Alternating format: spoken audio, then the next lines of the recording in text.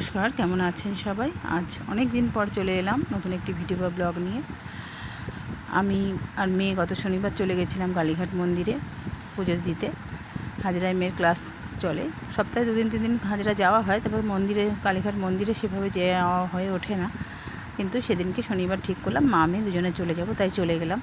মন্দির চত্বরটিকে দেখুন কি সুন্দর ফুল দিয়ে অপরূপভাবে সাজিয়েছে। একজন পুরোহিতকে জিজ্ঞেস করাতে জানতে পারলাম যে কোনো একজন ভক্তের মনস্কামনা পূর্ণ হয়েছে, তাই তিনি মায়ের মন্দিরটিকে এইভাবে সাজিয়ে তুলেছেন। আপনারা যারা ইতিমধ্যে কালীঘাট মন্দিরে গেছেন তারা তো জানেন যে আমাদের আগের বেশ কয়েক বছর আগের কালীঘাট মন্দির আর এখনকার কালীঘাট মন্দিরকে চেনাই যায় না। নতুন রূপে তাকে সাজিয়ে তোলা হয়েছে, খানিকটা দক্ষিণেশ্বরের মন্দিরের আদলেই, মানে বাহ্যিক যে মার্কেট বা চারিপাশটা সেভাবেই সাজানো হয়েছে।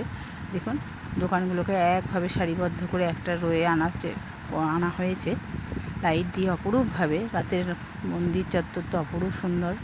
যাই হোক বন্ধুরা, কেমন লাগলো ভিডিওটি জানাবেন। আসতে হবে এই পর্যন্ত। টাটা, নমস্কার।